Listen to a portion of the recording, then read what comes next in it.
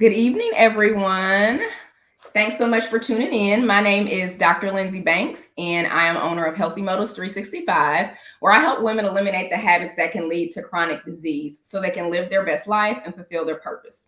This evening is the second part of a three-part series where I will be interviewing female entrepreneurs who I truly believe demonstrate what it is to live their best life. They're entrepreneurs, they have families, they are chasing their dreams, but not at the expense of their health. Since it's the beginning of a new year, I want you all to be inspired to commit to better health. So the theme for today is mindset. We will discuss how important your mindset is in achieving both your personal and professional goals. So tonight, I am interviewing the lovely Erin Patten. Erin is the founder and CEO of Erin Patten and Associates. So I'll just read her bio here and then we'll get started. Erin graduated with a dual master's degree in business administration and public policy from Harvard Business School and the Kennedy School of Government in 2015. In 2017, she launched a plant-based clean beauty brand that was met with rave reviews and featured in Macy stores. And most recently, she is the founder and CEO of Erin Patten and Associates, a metaphysical wellness consultancy dedicated to unlocking the hidden potential of organizations and individuals to attain a leveling up consciousness, flow, and healing. So welcome, Erin. Thank you so much for joining me this evening. Thank you so much. You read that so beautifully. I love to hear it.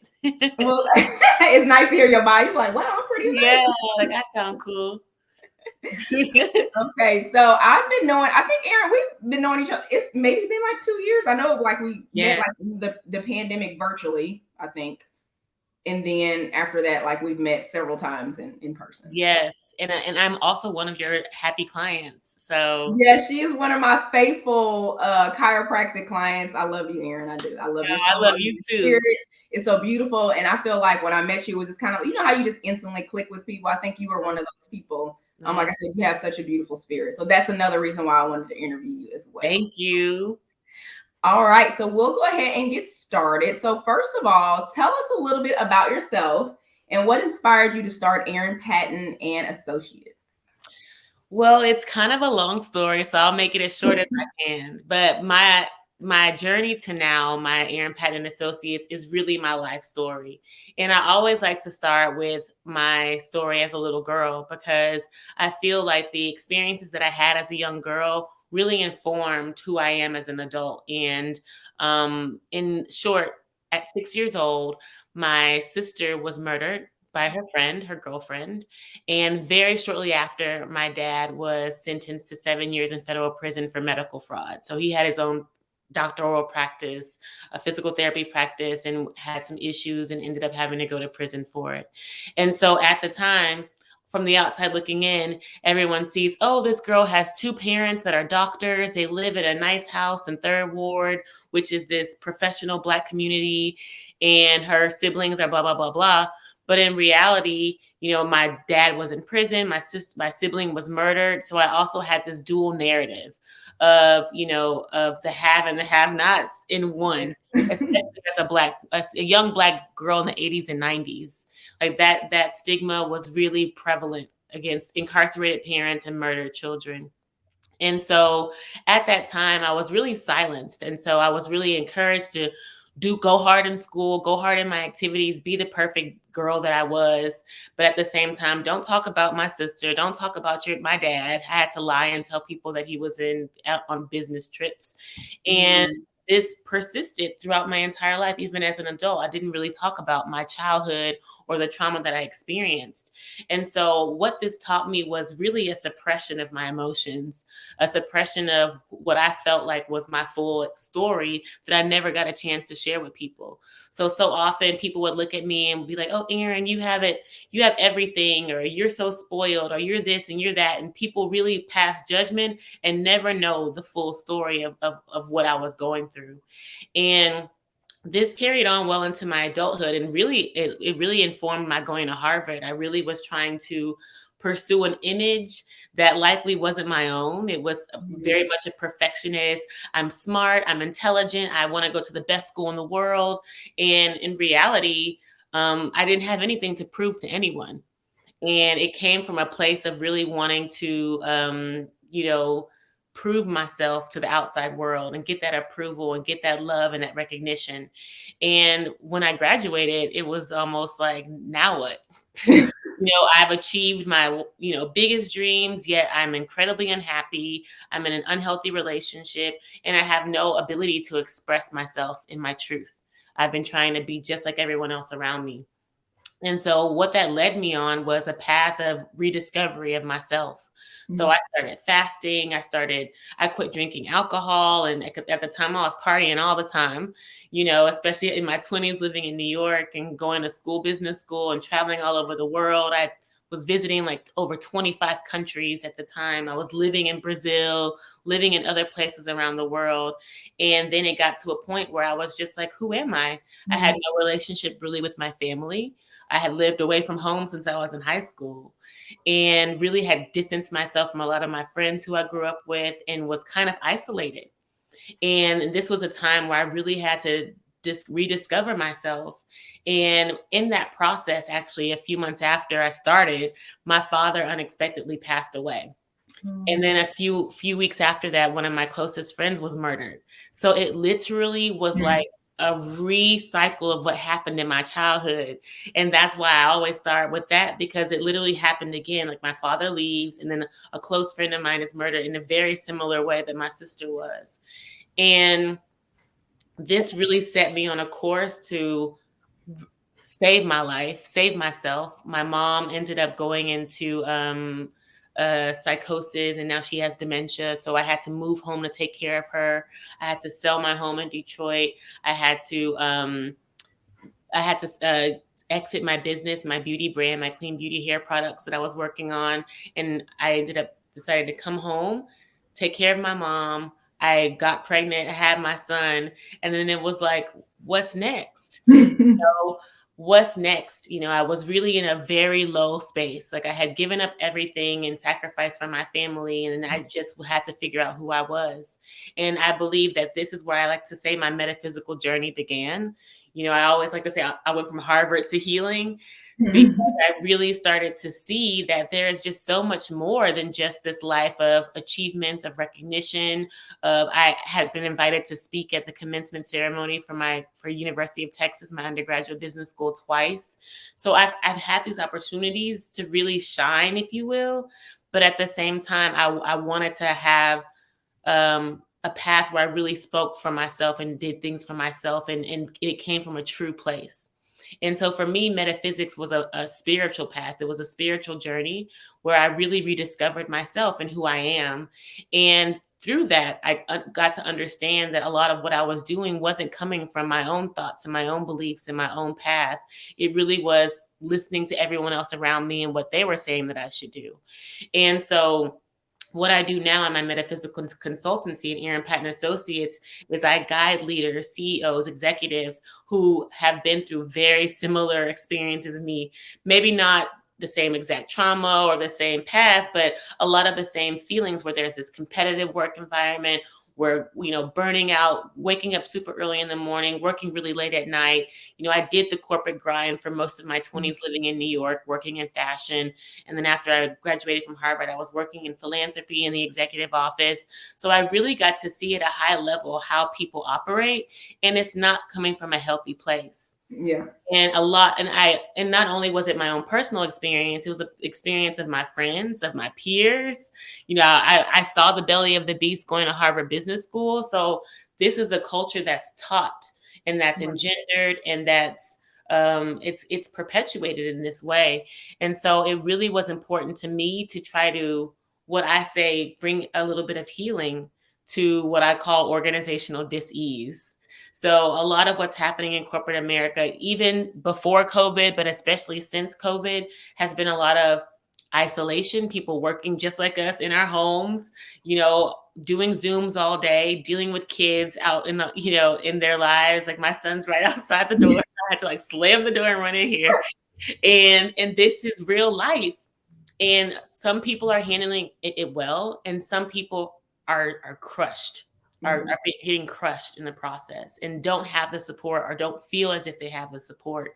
And so what my consultancy does is it offers that ability for folks to bring more of the healing aspect, more of the mindfulness practices, and more of a wellness mindset into all that we do, not just in the soft aspects of the business, but also in the execution of strategy in the business and thinking about how we operate as businesses with products, with services, with a more mindful lens. Wow, you shared a lot. And yeah. No. I'm saying that in a good way. No, you shared a lot because there was I'm trying to write down things because as I'm interviewing people, there's certain things that I'm like, oh, okay, that's a good point to touch on. And then, but you said so many things. I'm like, okay, where do I want to go with this? Okay. So there's a couple things that stood out to me. So number one, as a high achieving individual, I can totally attest to just the stress and just trying to be someone or perfectionism, trying to make sure that everything is perfect and you're achieving and doing all those things. But eventually you get to the point where it's like, okay, I want to be true to myself and be authentic to myself. And so personally, what happened to me, like I said, I'm a high achieving individual, but what happened to me that shook me to the core was I experienced loss as well. One of my cousins, who was he was a brother to me, was tragically murdered in St. Louis. And I got there, he was still literally laying on the ground when I got there. Wow. And so that is what kind of before then I was just kind of functioning, and then when that happened, it literally shook me to the core where it forced me to have to literally sit down and take care of myself and prioritize myself. Yes. I started to have anxiety. I started to have panic attacks, which I had never had before, and I'm still trying to function. I remember I used to drive to work. I worked, I had a 30-minute drive, and literally I would just be praying to okay, let me just breathe so I can get to work, because I was just literally that stressed out. And honestly, a lot of people did not know that. I was literally just functioning, keeping it together for the world, but in reality, really struggling. And that is part of the reason why I ended up relocating to Houston. There were so many triggers back there that I came here to heal, and I had a job opportunity. And so even after I had been here for a while, I still had to really do the work and take the time to heal. And that is where Healthy Motives 365 started, because it was actually a journey to healing myself and literally saving my own life, Yes. And so it's kind of I can definitely relate to everything that you just said. You have to, when something like that happens, you have to just really if you don't stop and really take the time to heal, then, it's just going to be all these things that start to happen, and you're going to feel lost, and you're going to feel like you're just all over the place. So I can definitely relate to that. Yes. Okay. So my next question I want to ask you is, how important is mindset in achieving your personal and professional goals? It's the number one aspect. You are not able to do anything without having a vision or a focus with your mind. All the universe is mind. Mind is universe. And so this is something that is becoming much more of a talked about topic. This is not really what we grew up with, the kind of information we grew up with. We talked about goal setting, we talked about discipline, but we really didn't focus on the mindset as much, at least in my education path. Yet it's the number one aspect of achieving anything. And so this is actually what I teach in part of my curriculum for my metaphysical consultancy, is how to activate our third chakra, which is the center here. The first eye is what I call it, but the third eye is what it's generally called. And that's where we visualize, and that's where we see things before they happen. So I think we've all heard stories about Tiger Woods or other athletes who would visualize themselves making a hole in one, or, playing the game before they win the championship. Well, this is why they win, is because they actually took the time to see it. So when you can see it, then your body can move in that same, in the same way, almost effortlessly. And that's what the zone is, that's what getting in your vibe is. And so your mind is absolutely critical in achieving whatever it is that you desire. And what I also talk about in my work is that goals are great, but the thing about goals is that they sometimes may feel as if we're falling short. So we may set a goal and say, hey, I want to make $1 million this year, but at the end of the day, you're like, okay, I didn't quite get to $1 million. But at the end of the day, your intention is what's more powerful. And this is why I encourage clients and people who I work with to set intentions for change versus goals, because intentions create more of the space for fulfillment. So for me, I like to say I would like to experience abundance this year. And I set that goal last year, and literally on December 31st, I got a new car. Like, came out of nowhere, literally, but it was really almost like a blessing from the universe. So there is opportunities for us to set intentions, and then that gives us the space and the time to allow universe, to allow God, to allow our guides to create miracles for us. Like, that's where the miracle happens, in that space between setting the intention and then also waiting patiently. And so when we're trying to achieve our goals or set intentions for change, we really have to see it, know that we want abundance, know that we want peace, know that we want stability, know that we want balance, know that we want structure. And these are more, I would say, a broader concepts, these intentions, but it allows us to be able to be fulfilled in the process, versus saying, like, I want to get this, I want to get that. And when you don't get it, you feel as if you failed. Yes. So sometimes it's better for us to set those intentions so we can see, you know what, there's progress in this. And that gives us that feeling of fulfillment that keeps us motivated and inspired to action, versus working hard and toiling hard to get something that was never even meant for us. That's sometimes what it is too, is that we want something so bad and not realizing that God has something even greater, on the other side for us if we just allow. So the mind and visualizing and seeing what you want is number one to manifesting your dreams, to reaching your goals. Wow. I love that, the whole intention thing, because when people do set goals, like you said, a lot of times if you set a specific goal, and a lot of times we talk about like SMART goals. So you set these super specific goals. Yes. And then, like you said, when you don't achieve them, you feel like, oh my God, I'm a failure, and in reality, I think that there are like really no true failures. Even with a failure, it's always something to learn. Absolutely. In that failure. And so you take that information and say, okay, I'm experiencing this. What am I supposed to learn from this particular experience? And then how do I apply that in my life to move forward? Mm-hmm. And when it comes to mindset, that's something like, for a long time, as a healthcare professional, I was really focused on like the physical aspect of health. Yes. And it took a while, for me to actually start to transform and realize that, like, the most powerful thing that we have is our mindset. Because before you even say, I have an intention to lose weight, you have to first think that in your mind. You have to think about it. And then from there, you actually have to start to take the actions to get to that particular point to lose weight, And so a lot of times we kind of miss that step. We really don't get our mind right before we really jump into something. And then we're not really fully committed. And then, like you said, we don't achieve that particular goal. And now we feel like we're a failure. And then we totally change course and give up. I love that. And if I can just add to that, because I'm in that process of trying to sculpt my body. Mm-hmm. And because that's always something we always are wanting to improve ourselves. And that's what's so beautiful about this life, the evolution.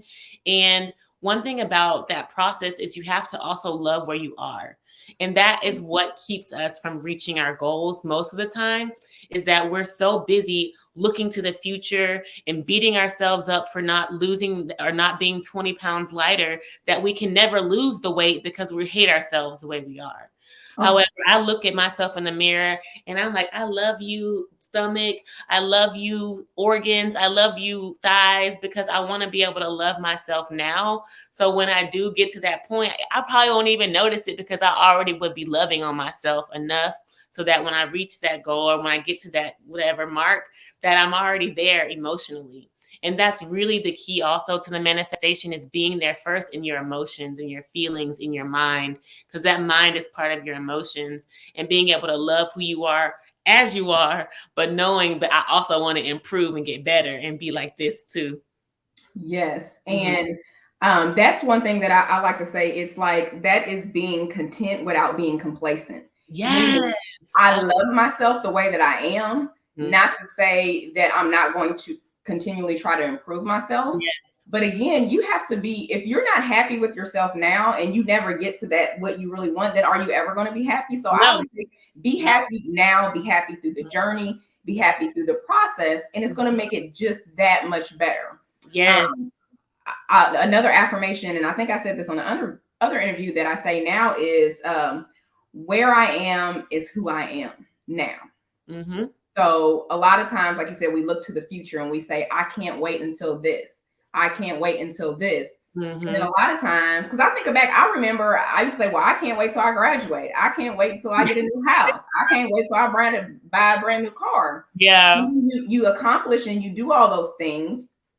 And then you're like, okay, well, wait a minute. I'm still not, this is not it. It's something more. And so you really have to just find joy and happiness in every single day in the process, like you said, as you're working towards your goals and your intentions and all those wonderful things. Because like I said, if you don't enjoy life as it is, then will you ever enjoy it? No.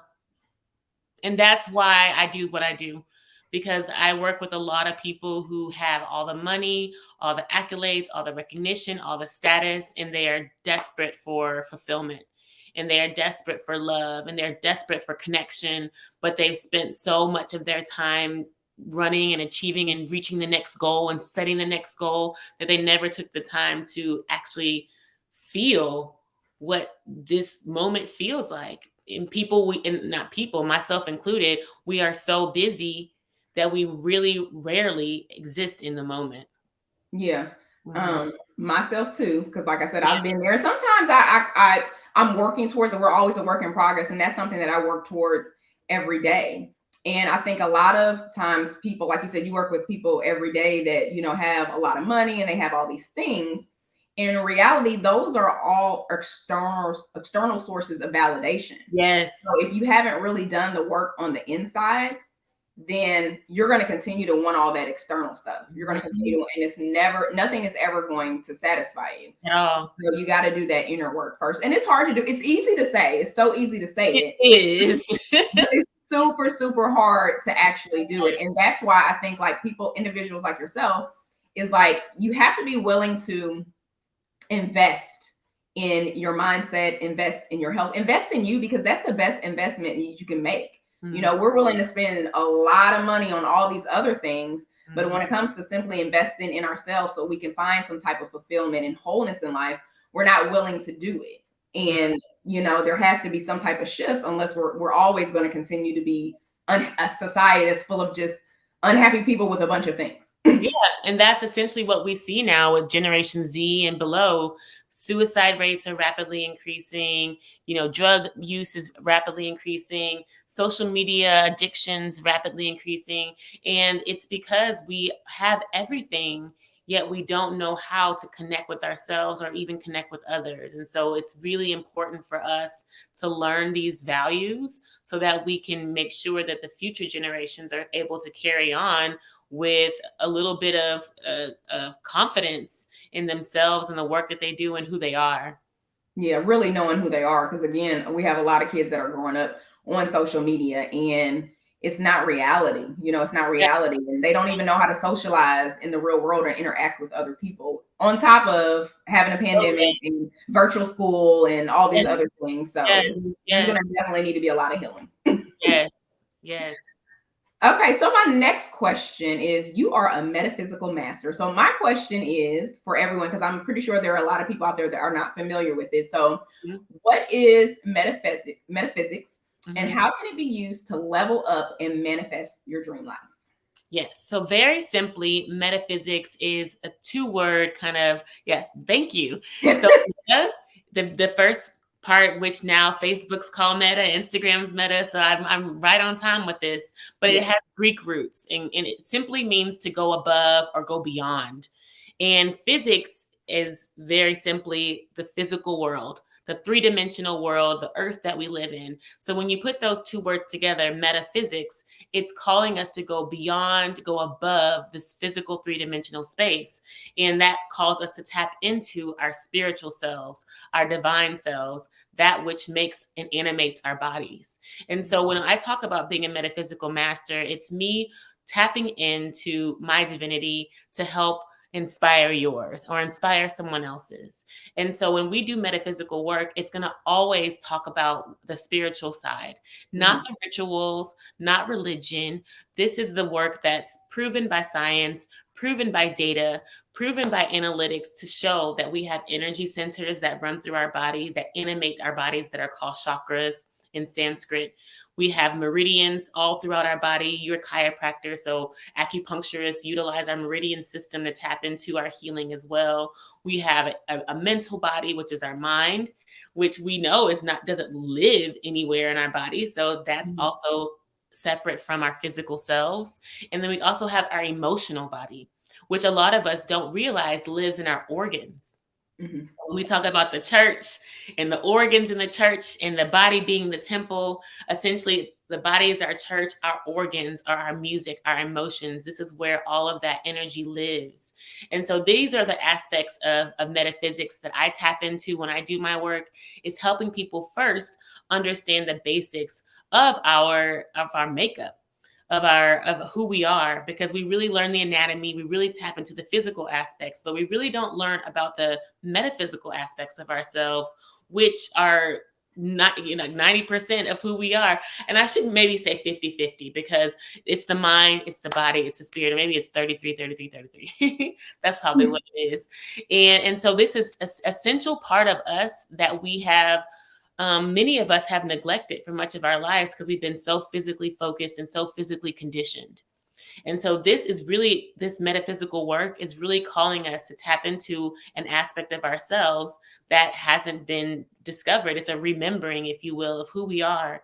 When we came to this earth through our mothers and fathers, we were ethereal beings. We lived in water for 9 months, and then we came out as human beings. So we did the full transition. We came from gas to liquid to solid. And so these aspects of ourselves continue today. We have a gas state, our spirit state. We have our liquid state, our blood, our circulatory system that lives in us. And then we have our hard body physical state. And so all of this really informs who we are every single day. Our emotions, we must listen to. We must tap into ourselves and feel ourselves. And a lot of us move with our minds. We think a lot. We're very intelligent. We were given this gift from the gods, this of intelligence. But at the end of the day, our real brain it's not our heart, it's our gut. And we always talk about this gut health, all this stuff about gut health. But are people really feeling their guts? Are they feeling their intestines? Are they feeling their liver? Are they feeling their stomach? But a lot of times, this is where we have pain. This is where we have our high blood pressure. This is where we have our diabetes. This is where we have all our issues as Black people, especially because these places are where our emotions live. And so this is what we work through when I talk about the metaphysical work, is tapping into our emotions, doing the little things every day to amplify and energize our system, which could be walking in the park, taking a bath, sitting by yourself for 20 minutes. Some people call it meditation, but I don't like to use that word all the time because people get scared by it. Yeah. But, journaling, being more thoughtful about what you say, being more mindful about what you feel and what you think. So these are very simple, like you said, very simple tools to get you to the place where you want to be. However, these aren't things that we've been properly taught. Right. We hear about it. We may watch it on Oprah, whatever. But at the end of the day, that's our generation. Right. But these are things we might have heard, but this is not something that we actively practiced. So this is what the consultancy is about. How do I create my own personal customized ritual for myself, for my organization, to ensure that we are healthy, we are balanced, and we are operating at the highest energetic frequency possible? Oh, girl, you slayed that question. I took a lot of notes. Okay, so I want to go here. Okay. So are you familiar? Have you ever heard of human design? I'm familiar with it, but I want to hear your definition. Okay, well, I'm not a human design expert, but I joined like this little mastermind group, business mastermind, and two of the young ladies that are in my accountability group, they do human design. And essentially, I look at it as kind of like a self-awareness tool that helps you to understand yourself and why you are the way that you are. But a lot of it has to do with the different chakras and things of that nature. One thing that really stood out to me, what you said, was it talks about your emotions being like in the center where your gut is at. And it talks about how, like you said, we're very smart and we have intuition. But the thing about it is we are not still enough to hear it and feel it. We don't feel, so we're constantly being bombarded with things, you know what I mean? Our cell phones, we're checking emails, text messages, we're doing all these things, and we're not giving ourselves a chance to actually feel. You know, and when you think about it, say for example, when you're getting ready to make a decision, or maybe you're about to do something that you know you shouldn't do, what do you feel? You feel it in your gut. And you start to like, you know, feel like you're anxious, or you feel like your stomach is getting a little nauseous or tight or bubbly. And that is your body's way of telling you stop. Yes. And for a long time, I would experience that. Yes. But I wouldn't be still enough to listen to it and say, okay, well, maybe this is not the right thing, you know? Right. And with the lady that talked to me about human design, she said, I'm one of those people, I have what I call is an open head. And an open head means that I have all these ideas and things that I want to do and implement. And I can be easily influenced if I allow myself to be easily influenced. And so like I can easily change directions. And I think like right now, that's kind of the way that I am. I have all these different things going on in different areas. And for this year, one of my words is alignment, where I just want to get in alignment and flow and not be like, you know, like, ooh, all over the place. But anyway, I said that to say that it kind of lines up when I think about what you just said, the definition of metaphysics, and then, you know, what I learned, the little bit that I've learned about human design, they're essentially kind of talking about the same thing. You think about, like you said, the mind and the spirit and the gut and all that stuff. So I'm definitely gonna have to do some more research on both though. And also what I'm going to do after this, I'm going to share, I don't know if you saw my master class, but I had a master class last month. I did. I joined in. And one of my colleagues did too. Yeah. But yeah, it was called Get Aligned and Live Abundantly. And the whole purpose of the masterclass is talk about alignment and bringing the chakras into alignment and balance so we can live a more purposeful, peaceful, and also like right life.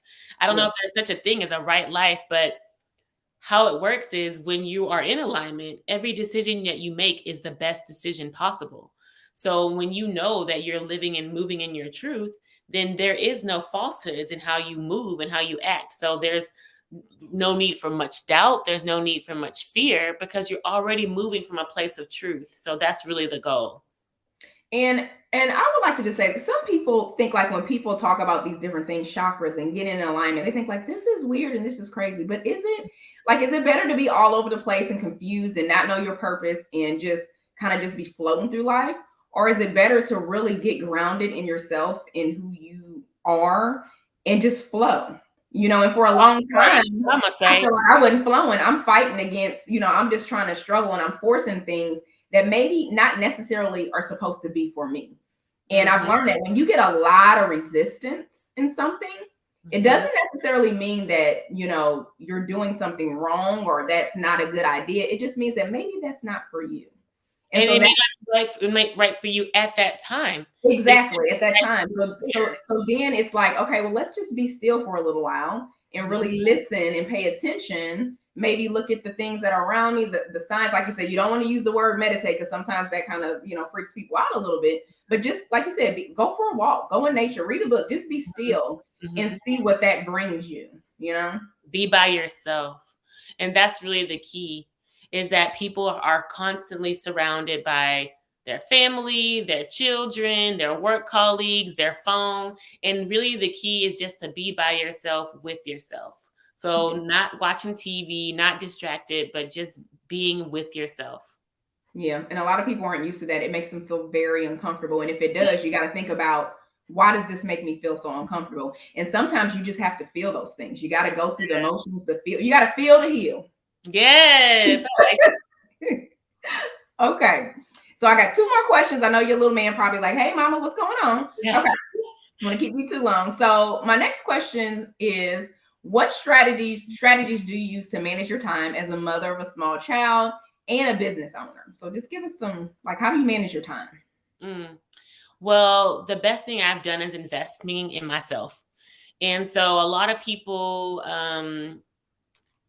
use money as I think people are very afraid to spend on themselves.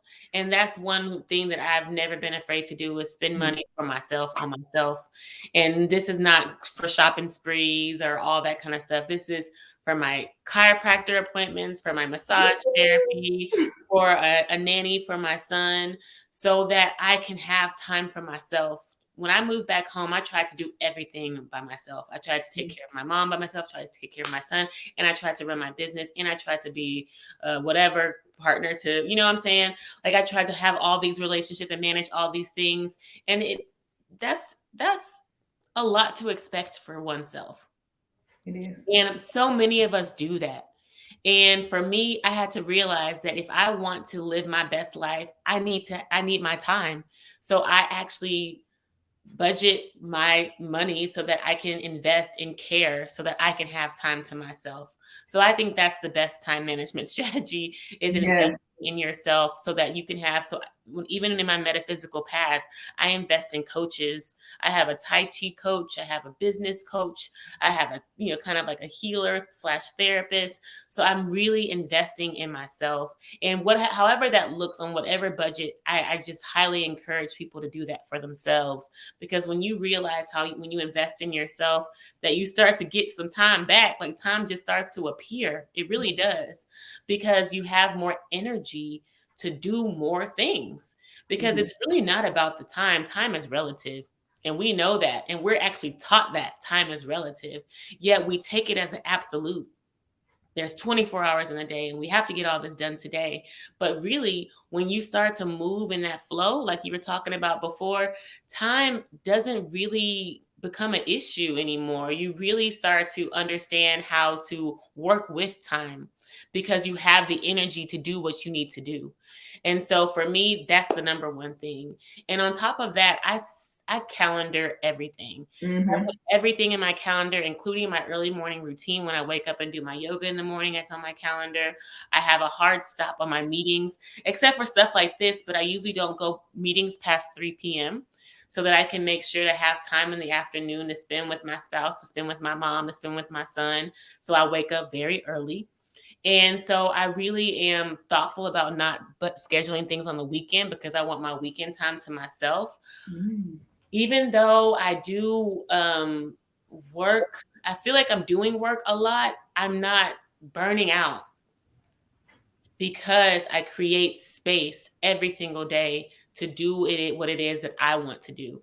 And so for me, it's really about sticking to my calendar. I think a lot of people always talk about their calendar, but you need to stick to that shit. You know what I'm saying? Stick to your calendar. I love it. It really is. You really have to. You have to stick to the calendar, and you have to make sure that when someone's wanting to do something with you, and you look at your calendar and you see that you don't have that much time, you need to be able to say no. Boundaries is the third piece. So boundaries is for time management is key. I honestly am getting better at this, but I don't care how important the meeting is. If I don't have the time in my week, I'm not going to squeeze it in. And that's not something that I practiced before. I wanted to try to get everything done all the time, but it's just not possible. I will never be happy with myself. And this is, what so many of us are going through, especially women, mothers, we are people in general. We have to make time for ourselves, invest in ourselves. One, we have to calendar it or put it in a place that we can stick to. And 3, we need to make sure we set hard boundaries for what we're going to stick to and what we're going to say no to. Those are all excellent things. And I can agree that pretty much, and I'll kind of go through it, kind of like my take on it. Investing in yourself. I think a lot of people are afraid to invest in themselves. Yeah. It's weird. And when you start to really say, okay, I'm going to invest in myself. And like you said, we're not just talking about like clothes. Nice nail bags. What's wrong with that? I'm not, knocking anybody that does that. I'm not knocking that. But like really invest in yourself, your body, your mind, your spirit, because when you start to invest in those things, then because you think about it, like you literally only have one body. You have and your body is the one vehicle that you have literally to drive yourself through this life. Mm-hmm. So if you don't invest in it, then you're just allowing it to wear and tear down. Yeah. I love the fact that you said that you have a hard stop. And that's one of the things that I talk about as far as time management is like really allotting yourself a certain amount of time to get things done. And then when that time is up, then move on to the next thing, and not making a to-do list that has 20 things to do in a day. But I always say I pick my top 3. I used to be one of those people that, okay, I got a to-do list. I got 10 things I got to get done. And then if I didn't get all 10 things done, I felt like, oh, I didn't get anything done today. Oh yeah, that's the goal. You put way too much stuff on your list of things to do. So it's now like, okay, these are the top 3 things I'm going to do. This is how much time I'm going to spend on it. And making sure that when you're spending the time on those things, that you are not distracted. So if I'm working on something, I'm not also looking at my cell phone. I'm not looking at social media. I'm not checking text messages. I'm working on it. And you'll notice that when you really give yourself undivided attention on something, you get so much more done in a day. So much more done in a day. And you think about like, okay, where did the time go? Well, that's because you were doing all this other stuff while you were working on something, but in reality, you were distracted. Yes. Yes. And then lastly, you said boundaries. And for women, this is such a big thing. I used to be, and sometimes I still am. Again, I am a work in progress. Creating those boundaries where you'll look and say, oh, somebody like, well, can we meet this day? And you're looking like, okay, well, I already got 3 meetings. Can I schedule this in? No, I can't. It's okay. Don't do it. I always try to make sure that I schedule in white space between my meetings. So say, for example, I'm not going to schedule things back to back to back to back. I'm going to make sure that I got a little bit of buffer time. That way, if I need to eat, if I need to go to the bathroom, whatever it is that I need to do, I don't feel like I'm overwhelmed trying to do all these things because my schedule is jam-packed and I don't give space to just for me to have a moment to myself. You have to create healthy boundaries. And I always say, like, if somebody doesn't respect those boundaries and they get upset because you say, oh, well, I can't do that, I'm busy or whatever, and they get upset, then that's on them. That's not on you. You have to respect yourself enough to say, hey, these are the boundaries that I'm setting and I need you to respect them. Okay. And my very last question is, what are some techniques, and you kind of already talked about a little bit about, your yoga and things of that nature, but what are some techniques do you use to restore your energy? So say, for example, so you don't feel depleted. Oh yeah, my early morning routine. I really stick to, because when you wake up from your sleep, that's the best opportunity to get your engine running for the day. And I do a full on I would say routine. It's like, it really is a routine. I get up in the morning, I do my sun salutations. I actually practice a style of yoga where we do a lot of physical work. So we do like some massaging of our sacral chakra, like we do some beating of our sacral chakra and activate our energy centers, so that we do our emotional washing machine. We run our emotional washing machine. So it's crazy, but a lot of times we go to sleep with shit on our minds, and we wake up the next day and it's still in our minds. And when I get up in the morning and I do this exercise, like sometimes we do also gratitude and praying and, talking to ourselves. I'll be crying and not even knowing why, because we're carrying so much in our bodies, whether it's our own life trauma, our parents' trauma, our ancestral trauma. We have this DNA that I think we probably use like a very small percentage of our DNA. So we have a lot of things in us that we don't even know that we have in us, that may trigger aspects of us that we don't even know why we're being triggered. So it's really important for us to center ourselves first thing in the morning. And that energy, literally, it lasts me. It's like charging my battery. It lasts me all day long. I'm able to have energy to do my work. I'm able to have energy to be with my family. And get this, when you have energy, you're happier. You have more to give. And you're not, and usually the issue with women is that we're so tired. That's why we're bitchy. That's why Yep. we're a mess. That's why we're tired. That's why we go off on people, is because we don't have enough energy. However, if you're waking up in the morning, you're doing whatever techniques you need to do, getting that energy up, it really helps to set a standard for the entire day. And I believe this over food, over supplements, over anything. This early morning routine it's worked wonders for me. Like, I just feel like a whole new woman, for real, a whole new being, a whole new goddess, because of this early morning routine. And I highly recommend it. But for me, it started, let me tell you how it started. Because it started with me waking up years ago. I would do this Deepak Chopra and Oprah Winfrey. They had this 21-day meditation. And I would just do this meditation. Trust me, I'd be falling asleep doing the meditation. I'd be trying. But that's how it starts. You know what I'm saying? Just to get up and just try to sit with yourself, try to be still, try to, like we said, be with yourself. And this is how it starts. And then it grows to now I have an hour-long routine followed by sometimes a salt bath, so it really has evolved into something that's really, I can't see my life without it. Like, I literally, you look at Coming to America and you see how they wake up, with the music, and then they sit in their bubble bath. Like, there is something behind this ritual of waking up, in a beautiful manner, and in treating yourself and caring for yourself that really restores me and restores, I would say, anyone. Ooh, waking up to a salt bath in the morning, that would be, that's amazing. Yes. And, really, just so I could take a salt bath. right.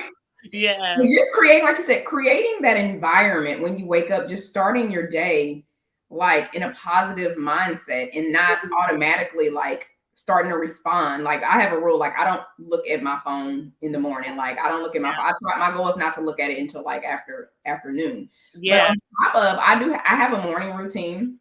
But on top of that, I also have a bedtime routine as well. Yes, that's good. I can just say I know that it works, both my morning and my bedtime routine, because I'll just say when I was on break for Christmas break, I got off my routine. And I noticed the difference in my mindset and how I felt. Like, even I'm like, why do I not feel like doing anything? I'm tired. And it was because I did stick to that routine of going to bed at a certain time.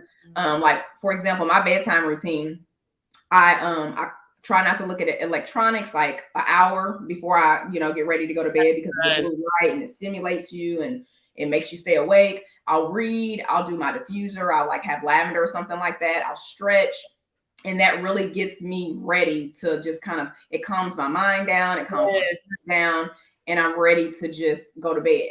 A lot of times, like as women, we have a lot of things on our mind. So one thing that I used to do is, like, I was one of those people, like, of course I put everything in my calendar, but I would do like a mental run through of all the things I needed to do. And now what I do is I'll just write it all out on a piece of paper, so I can say, okay, I wrote it down, and get it out of my mind. So that way I'm not like, as I go to bed, oh, I got to do this tomorrow. Oh, I got to do this tomorrow. And it gives me a peace of mind while I'm going to sleep. So I don't have to think about it. And then again, like you said, waking up in the morning and going through your routine as well. So yes, I love it.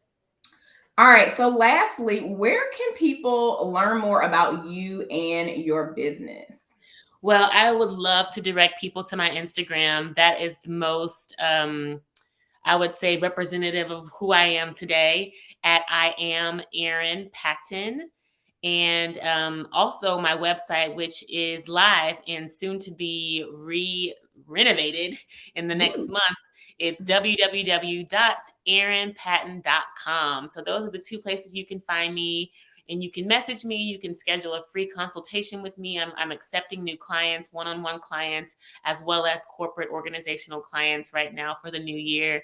And I'm really excited to just be doing this work. It's an honor and a privilege, actually, to do this work.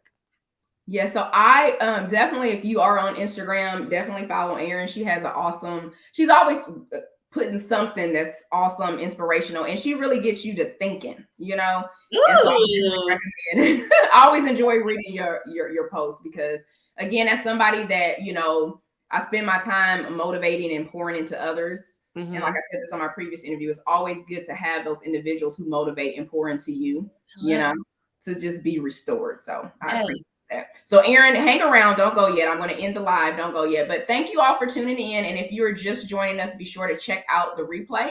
If you haven't done so, be sure to follow Healthy Motives 365 on Facebook and Instagram, and join my Facebook group, Healthy Motives 365, Journey to Wellbeing, which is a community designed to help inspire, motivate, and support each other on the journey to well-being. And until next time, find health in every day. I'm Dr. Lindsay. Good day.